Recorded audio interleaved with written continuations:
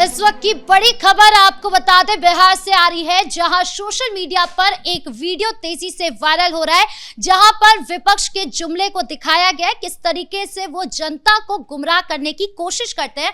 और ये video BJP के ऑफिशियल ट्विटर हैंडल से किया गया। आपको बता दें कि इस वीडियो में साफ दिखाया गया है कि किस तरीके से फर्क है राजनीति में विपक्ष की ओर से। पहले तेजस्वी यादव की बात करें तो चुनाव से पहले वो दलितों के घर में खाना खाते थे, लेकिन जैसे ही चुनाव खत्म हुआ तो उसके बाद वो छुट्टी मनाने के लिए यूरोप चले गए।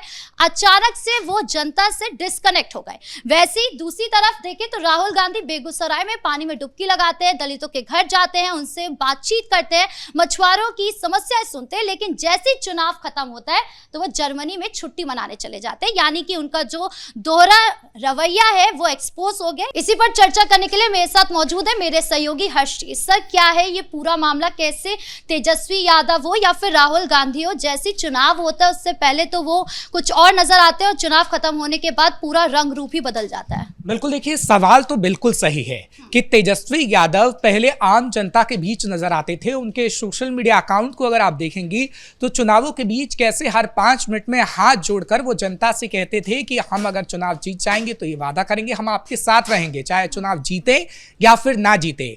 अभी भी सोशल मीडिया पर उनका वो वीडियो है जब उनकी तरफ से कहा जाता है कि चुनाव जीते या हारे हम आम जनता के साथ रहेंगे, आम जनता के करीब रहेंगे। लेकिन अब तो सवाल उठेगा ही कि जब आप चुनाव हार गए तो ना आप मीडिया के सामने 2 शब्द कहते हुए नजर आए और ना ही आप आम जनता के बीच नजर आए। यही कहीं ना कहीं बीजेपी कहने की कोशिश कर रही है, क्योंकि जो आपने वीडियो दिखाया है उसमें साफ तौर पर यही बताने की कोशिश की गई है, क्योंकि जो 2 वीडियो जारी की गई हैं राहुल गांधी और तेजस्वी यादव की, उसमें खास तौर पर यही दिख रहा है कि कैसे आम जनता के बीच तेजस्वी यादव थे, लेकिन अब तेजस्वी यादव आम जनता के बीच नहीं है। तेजस्वी यादव किसके लिए काम करते हैं? सिर्फ अपने लिए।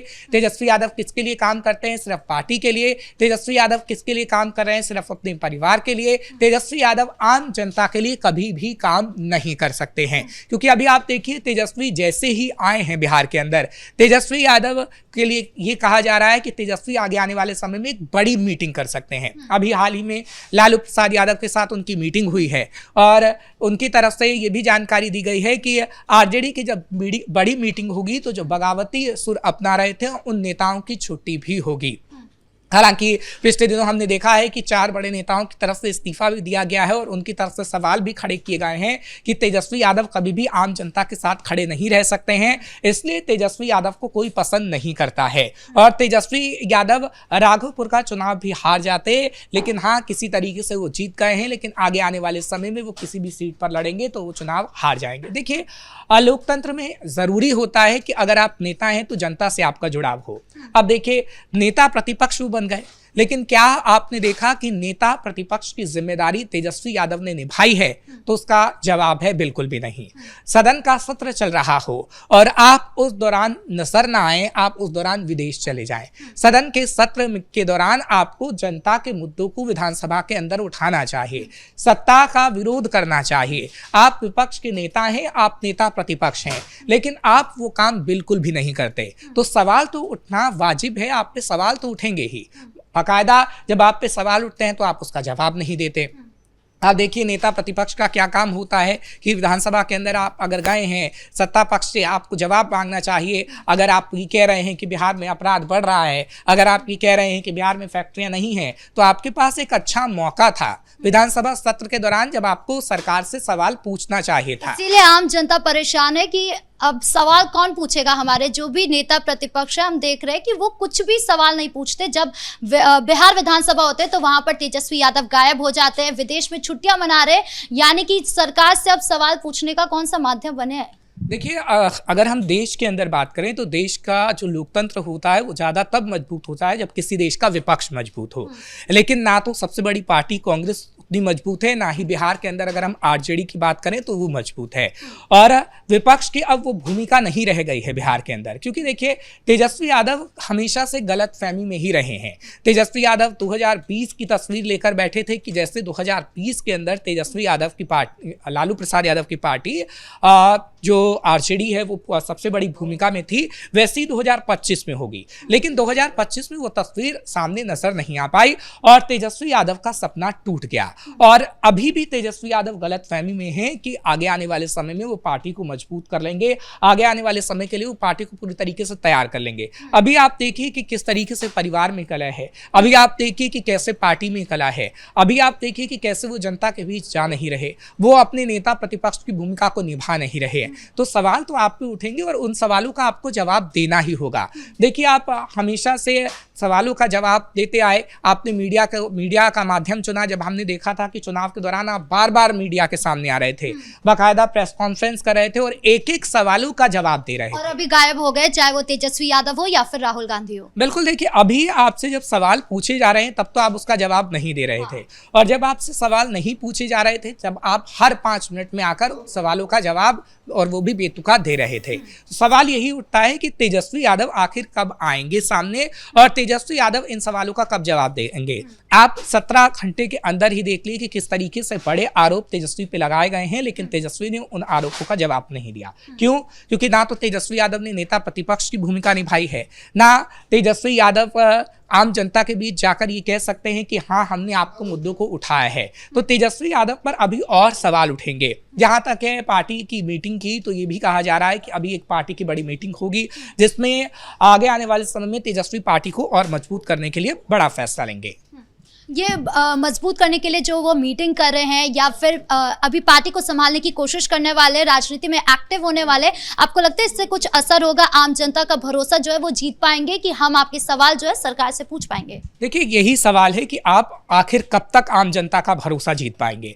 आपने अभी तक तो आम जनता का भरोसा जीता नहीं, क्योंकि एक अच्छा समय था, यानी चुनावी मौसम में आप अच्छे तरीके से आम जनता का दिल जीत सकते थे, लेकिन वो चूक कर गए आप। और अगर आप आगे आने वाले समय में भी ऐसा करते रहे तो आप कभी भी सीएम की कुर्सी हासिल नहीं कर पाएंगे, क्योंकि देखिए कई गलतियां तो तेजस्वी यादव ने की है चुनावी मौसम में, इसमें कोई दो राय नहीं है, और इसीलिए वो चुनाव हारे हैं। और ये गलतियां तेजस्वी यादव पर भारी पड़ी हैं, क्योंकि तेजस्वी यादव का चाहे फिर फ्लाईओवर पर डांस करना हो या फिर तेजस्वी यादव का कई ऐसे बयान देना हो जो आम जनता को पसंद नहीं आया। और इस वक्त भी जब हम देख रहे हैं कि तेजस्वी यादव जब सदन चल रहा था तो वो चले गए विदेश यात्रा पर और उन्होंने नेता प्रतिपक्ष की भूमिका नहीं निभाई। अब सत्ता पक्ष से कोई भी सवाल आरजेडी के नेता पूछ नहीं रहे हैं, क्योंकि देखिए यही बात उनके नेताओं की तरफ से भी कही गई है। शिवानंद तिवारी की तरफ से जो बयान सामने आया था वो खुद यही जता रहा था कि कैसे वो तेजस्वी यादव पर ही सवाल उठा रहे हैं कि तेजस्वी यादव को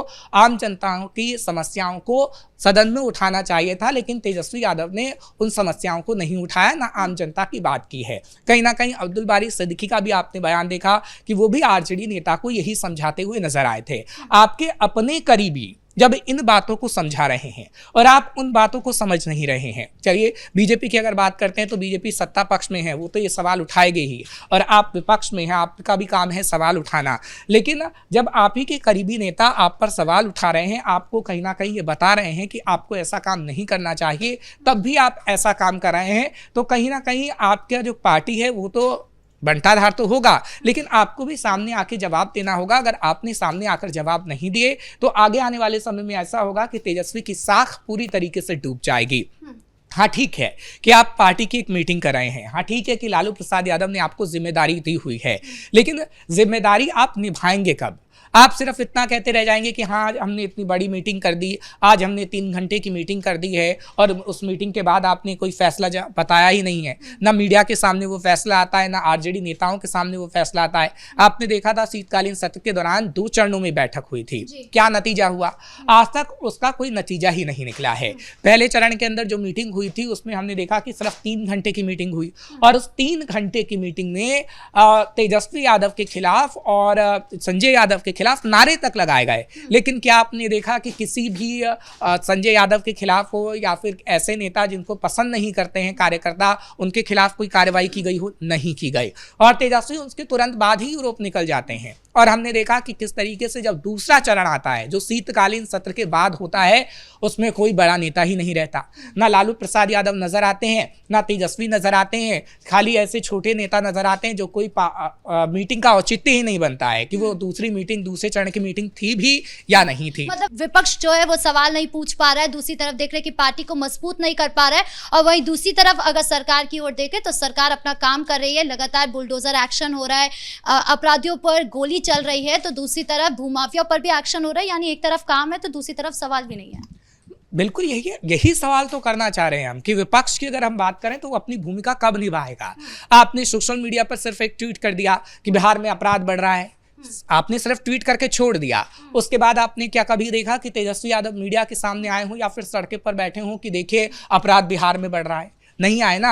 जब सत्ता पक्ष ये दिखा रहा है कि अब बुलडोजर एक्शन हो रहा है, एनकाउंटर एक्शन हो रहा है, और अगर गलत तरीके से भी हो रहा है तो आपको सवाल, क्योंकि आपने चुनावों के वक्त देखा था कि तेजस्वी यादव ने बार बार कहा कि जो एनकाउंटर सभी हो रहे हैं वो गलत तरीके से हो रहे हैं, लेकिन चुनाव के बाद क्या कोई सवाल उठाया गया? चुनाव के बाद आपने सिर्फ एक ट्वीट कर दिया। आप उनके ट्विटर हैंडल को देखेंगे तो 10 दिन बाद, 15 दिन बाद, 20 दिन बाद उनका एक एक ट्वीट आया। अब वो उन्हीं ने ट्वीट किया या किसी से करवाया ये तो पता नहीं, लेकिन आपने सिर्फ वो भूमिका सोशल मीडिया तक ही रख दी। आप जब तक जमीनी स्तर पर नहीं उतरेंगे, जनता के बीच नहीं जाएंगे, नेता प्रतिपक्ष की भूमिका नहीं निभाएंगे, तब तक आपका हाल बहुत बुरा होने वाला है। जी, इस मुद्दे पर ज्यादा जानकारियों के लिए आपका बहुत बहुत धन्यवाद। तो कुल मिलाकर जिस तरीके से सोशल मीडिया पर ये वीडियो वायरल हो रहा है, आम जनता को ये एहसास होने लगा है कि नेता प्रतिपक्ष हमने किसे चुना है, कौन है जो हमारे सवाल पूछेगा सरकार से, क्योंकि ये जो अभी नेता प्रतिपक्ष बनाए गए हैं या जो विपक्ष के नेता है वो तो सवाल पूछ नहीं पा रहे, छुट्टियां मना रहे हैं।